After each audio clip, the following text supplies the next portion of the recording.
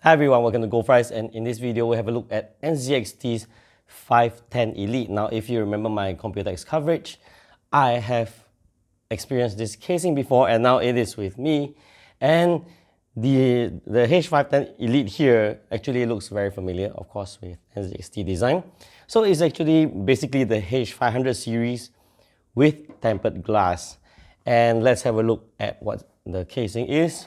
Now, I have already unscrewed the panel and it takes quite a while for me to figure out how to remove this. So basically there's two knobs that holds it in place, and I just open the screw over here, and as you can see it's a little bit tricky to remove. I have to stand up and push. It's not that easy to remove, I can tell you that. In fact, I'm actually quite afraid of breaking the glass, but as you can see, it took a bit of effort to remove because of the knob here at the front. Now this is the interior of the casing itself, and even for the front glass panel, it is not something that's easy to remove, which is a bit disappointing because it is held in place by two very small screws. So you need to open the side panel and the one at the rear, or should I say the flip side, and then you can remove the glass at the front. And this is the Air 2 fans that come with the H510 Elite. Now the thing is, the H510 Elite here retails at about RM 649. In the US, it's about 150 right now, based on NZXT's website. But the thing is that what made it so pricey at RM 649 is actually the air fan and the smart device, the hub, and whatever else that's for the RGB LED. So if you check, like for example, if you check the price of the twin pack of the 140mm air fan with a hub, it retails at about RM 460 or so.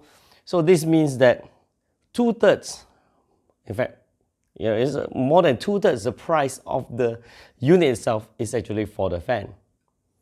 Now it would have been great if NZXT actually gave us an option where you can buy the casing without the air setup at a far less price point, but I don't think that option is available. So definitely, I haven't even gone to the build and all that, and I'm already telling you pretty much the conclusion.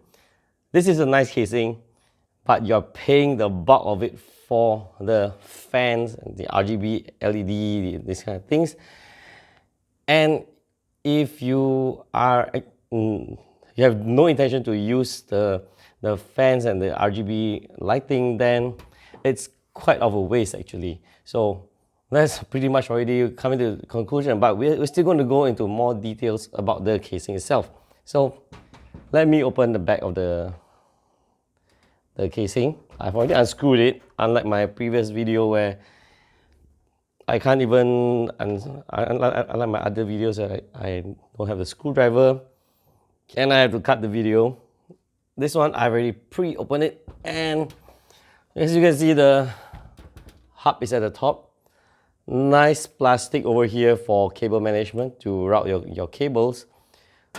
Drive trays, drive cage at the bottom, power supply area, PSU shroud. So overall, that's it for the H510 Elite. So without further ado, let's have a look at my build and why do I think of the thermals and all that, and we'll come to the conclusion. But for this video, you pretty much know the conclusion from what I've spoken so far, because this is a very expensive unit and the bulk of the price is because of these fans and the RGB hub. Alright, so let's have a look at my build.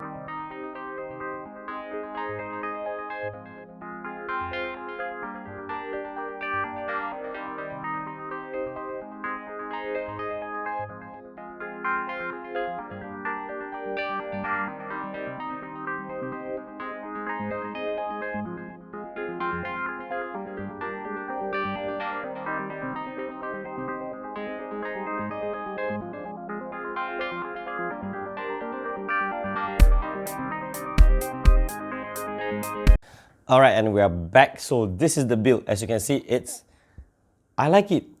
The RGB LED fan is nice, matching with other components over here. As you can see, the AMD Wraith Prism, the T-Force Delta fan, and the Galax RTX 2080. So in terms of appearance, this casing is top notch. In terms of modding potential, I think it's good too, simply because of the panel here and here. You can apply stickers on the panel, or you can even customize your own acrylic panel and all that. And that's good. As for the design, when I talk about design, I'm referring to like cable management and performance and all that. Well, let's start with the cable management part. Awesome stuff, plenty of space at the back over here. And then there's also the cable routing, sort of like a drain plastic. Now that's a great touch to it. Just that the casing is a bit tight on the screws on some area, but overall it is generally fantastic. There's plenty of room at the back here for cable management, cable routing. I love it. So I think that's great too. But performance-wise, you have a look at this chart right now, of which I did a testing using the graphics card, and to see how the thermal build-up is like. As you can see, when the front panel is closed, the heat build-up goes up really fast. You see, when I leave it open, the idle temperature for the graphics card is lower. And when it's open, the heat build-up is also much lower overall when I'm running superposition. Now this is based on the stages, also actually the scene, and you can see how I took note the temperature of how it builds up. Same with the CPU. When the front panel is closed, the idle temperature is higher and the peak temperature is higher as well. So overall, I think this is the only flaw of this casing. I wouldn't say that it has bad thermals overall. Like, I know some of you are referring to a certain reviewer's video saying it's bad and all that. Well, it's not that bad. Look at the RTX 2080 is still, of course I'm running at max RPM, and it's still alright. But the key thing to note is that the fan is suffering from the lack of airflow. Now in this test, I'm running at maximum RPM for the two front fans. And even at the maximum RPM, once the front panel is closed, it suffers the lack of airflow. Pretty much like another model of a different brand also that has faced this thing before. If you remember the Cooler Master H500P, which is also another H500, had a similar issue. So the H510 Elite here, again, same thing. Now, that aside, the front panel, too bad is that it's not easily removed. It's not something that you can easily remove. Or sure you can. Right now it's based on this one, it's held by the two knobs at the top, so I can remove it. But to actually properly install it, you should actually, there's two very small, very tiny screws that secure it at the side. That makes it a little bit inconvenient. For example, if you have a full machine setup and then you decide to remove the front panel, you can't just open it. You know, like if you have used other NZXT's casing before, like I had the S340 before, and it was a marvelous casing. And typically, to what I remember, NZXT's casings, you can remove the front by just pulling some place, but not for this one. You have to unscrew the two securing screws first before you can remove. Unless, of course, you decided to not apply the screw, which is fine.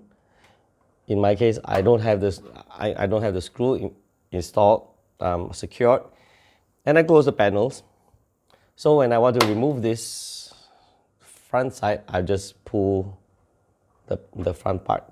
So you can be like me, use it without the screw, but you just have to be a little careful. But one thing good is that the knob at the top here holds it very firmly, so even without the screw, I think it's fine. You just have to apply a bit of pressure to remove the front. And it doesn't fall off that easily as well. You can see it tilts a bit like this. So, all right. Overall, what do I think of this casing? I like the casing, but the price is very high, so that's a setback because, as what I mentioned earlier, the bulk of the price, 2/3 of it, perhaps you're paying for these two front fans and the smart RGB system that works with the cam software. Lighting, of course, is excellent, beautiful, build quality, top notch, everything. It's pretty much perfect in many ways. Some of you might want to argue again that the thermals are bad. I respectfully disagree. I know it may not have the best airflow around, but airflow still works, okay? It's just that it could have been better. All right, let's agree on that it could have been better, but definitely not too bad around. And yeah, so if you want to buy a casing for an NZXT casing just to make some mods, then you have to make sure you're comfortable in paying the extra just for these two, of which you may not even be using. If you're a modder, you might want to change the fan to something else, maybe something from, maybe I have to change to some other fan from, let's say, like Noctua and all that. That also costs a lot, and having this one will definitely going to blow up the cost a lot. So alternatively, if you intend to mod a casing of this kind of structure, maybe you should look at the older models, perhaps a used one, or the non-elite models that will cost far less without the fan and all that. So yeah, overall, I'm still giving it a silver badge. It's not getting a gold badge simply because, well, price and the airflow. But it's a really, really nice casing. I really like it. It's catered for the modern user, USB Type-C. A nice routing, cable routing, I don't know what you call that. It's like a drain of some sort that really routes a cable. Not just one, but there's at least two. There's two of it, and plenty of space for me. And this setup, I'm using a non-modular power supply, and yeah, good stuff. So overall, good job NZXT.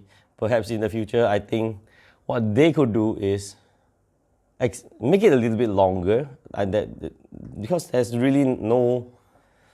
Well, actually, it's not a matter of longer, because once the casing is closed, the rear panel, or should I say the panel that covers the underside, the other side, it has a very thin area, about 2-3 centimeters wide and down. There's very little room for airflow. So that is probably the case. So probably they want to move if this is just a suggestion for NZXT, if they want it at the same length, maybe shift the fan back a little bit, of which may compromise radiator space, or just make the casing a bit longer, or just give it more airflow by not using the front glass or something. So alright, that's it for this video. Thank you for watching, guys. Hope you enjoyed this one. Do remember to subscribe to this channel if you haven't. Click the bell to get more notifications of videos to come. And that's all for now. Alright, I'll see you in the next one. Bye bye.